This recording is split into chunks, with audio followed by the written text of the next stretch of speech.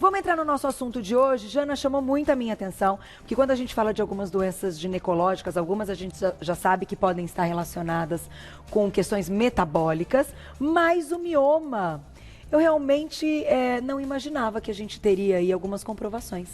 Sim, o mioma é uma patologia que me encanta estudar, na verdade. Olha. Porque tem muitos casos de mioma nas mulheres da minha família. Então a gente sabe da predisposição genética em mulheres negras. Ah, é? E tem poucos estudos. Então agora começaram a ter mais estudos. Então os últimos estudos mostram o quê? Relação de carboidrato, de alto índice glicêmico. Então a gente precisa analisar o índice e a carga glicêmica, que é o que a gente falou na última pauta, tá? Questão de açúcar, por quê? Processo inflamatório. Consumo de alimentos ultraprocessados, que são os industrializados por conta dos aditivos, né? E além das carnes vermelhas e aquelas carnes embutidas. Tá. Carnes prontas, processadas.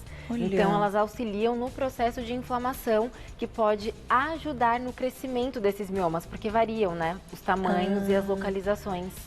A gente também foi ouvir, até para daqui a pouquinho ir para a nossa mesa e mostrar de fato os alimentos na íntegra, a doutora Naira Scartesini Sena. Ela é ginecologista e obstetra. Vamos ver o que ela contou.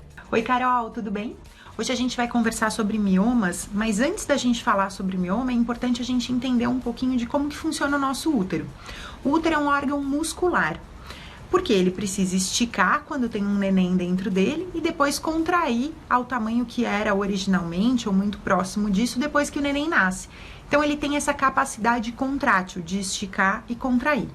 E como todo músculo, as células dos músculos se organizam de forma longitudinal, quer dizer, parecem tijolinhos na parede, uma sobre as outras.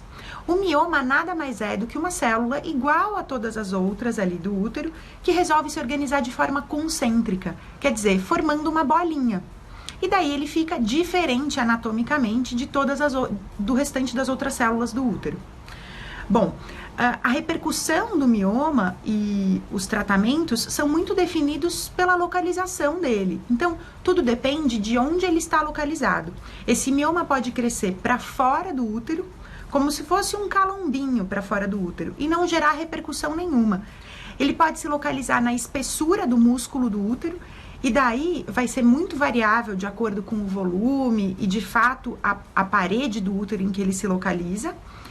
Ou ele pode se localizar dentro da cavidade do útero, ele cresce para dentro da cavidade. E quando isso acontece, ele amplia a área que sangra na menstruação. Então, geralmente, essas pacientes têm um sangramento mais volumoso.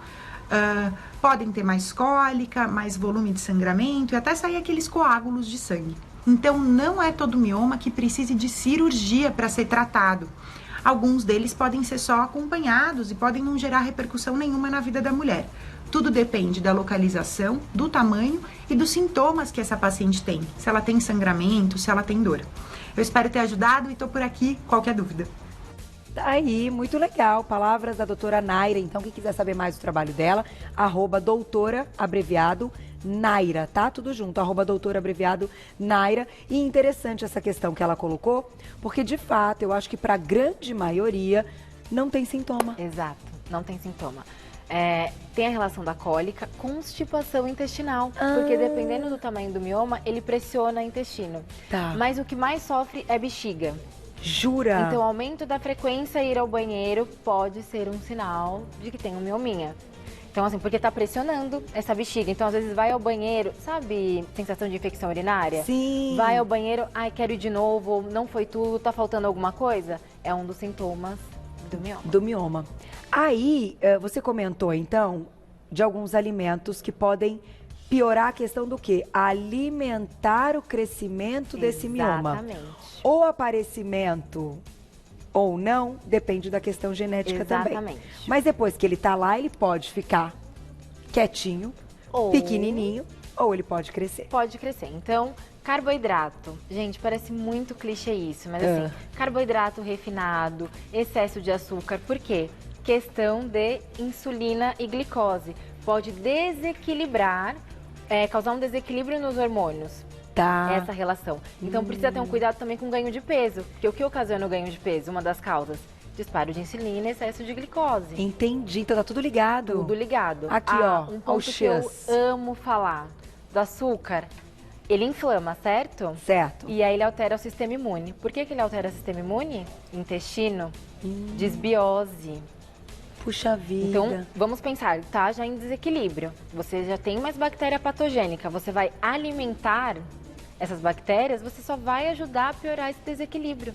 E aí, claro. Altera o sistema imune. E olha, fechando essa parte do que não é apropriado, enfim, o que poderia ser algo que prejudique, depois a gente vai falar dessa parte linda, algumas mulheres, ainda assim, com mioma, conseguem engravidar. Sim. E aí precisam de um cuidado durante toda a gestação para acompanhar feto e mioma, para, claro, não ter um sangramento, o mioma não estourar. Mioma não crescer também. Então, isso aqui também serve para as mulheres grávidas certeza. que já têm o mioma, que descobriram depois e que agora precisam, Exato.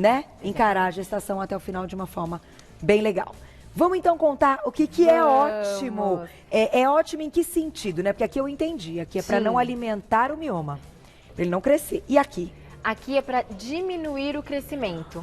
E por isso que precisamos de uma dieta anti-inflamatória. Tá. Então aqui nós temos fatores que vão diminuir, porque assim como a doutora falou, o tecido, então você aumenta, você pode estar alimentando essa célula, ela vai crescendo. Entendi. E aqui nós temos nutrientes, componentes que podem cessar e auxiliar na diminuição dessa célula, dessa bolinha. Ah, entendi. É bom, é tudo mais lindo e maravilhoso que a gente compra na feira. Exato. O que eu fiquei Vamos muito pra feliz é que feira. eu achei açafrão dessa vez, gente. Ai, que Açafrão lindo. verdadeiro. Deixa eu Tem que ser botar aquele aqui. de pozinho que tem no mercado, que não Sim. tem tantos compostos bioativos, tá? Esse aqui é a melhor opção. Tá. Então, açafrão por conta da curcumina, que é um anti-inflamatório, gengibre, que É da família, né? anti-inflamatório. Isso. E detalhe, gengibre auxilia nas cólicas. Que mulher que tem muita cólica, como anti-inflamatório, Olha. ele pode auxiliar nas cólicas, tá? Cebola, por conta da quercetina, junto com a maçã, também auxilia nesse processo. Pimentinha, capsaicina, que também auxilia em ser anti-inflamatória. O alho, os roxinhos, a gente sempre pensa no resveratrol. Gente, resveratrol é tudo. É tudo, na vida. né? Então aqui eu trouxe framboesa, trouxe amora, trouxe o mirtilo. Por quê? A gente sabe que tem um custo mais alto, né? Mas olhar as variedades, não precisa comer só a amora, só a framboesa. O próprio morango. O próprio morango, mas o morango eu dou uma dica, de preferência orgânico. Que tem bastante Tem agrotóxico. muito agrotóxico e até por conta disso, o fígado pode ficar sobrecarregado. Porque a gente fala assim, o corpo sabe fazer detox. Desde que A gente não. ofereça os nutrientes que ele precise para fazer funcionar. Então aqui eu trouxe as brássicas pensando nisso, que auxilia muito na detoxificação. E aí quando você consegue fazer o detox, você ajuda o quê? No equilíbrio desses hormônios. Tá. E o fígado, claro, né? Agradece. Agradece. E aí pensando nisso, Passa olha como é feliz. doido. Você faz o seu fígado funcionar melhor, oferecendo o quê? Fibra, seu intestino funciona melhor e a gente melhora essa desbiose. Olha só. Que pode auxiliar na melhora dessa resistência à insulina, ganho de peso. Então é toda uma cascata. E normalmente, até seguindo os exemplos que você trouxe, são alimentos que a gente encontra na feira, que tem baixo índice glicêmico, que tem Exato. poucas calorias, que são Exato. cheios de nutrientes e que nesse país tropical, Temos muito. abençoado, temos muito. E assim, mas a couve Acessível. não tá numa época boa. Não precisa comer só couve. Tem repolho, tem agrião, tem rúcula, tem couve-flor, repolho roxo. Varie. O É brasileiro isso. tem mania de não variar. Gente, vamos variar a dieta. Muda a lista de compras.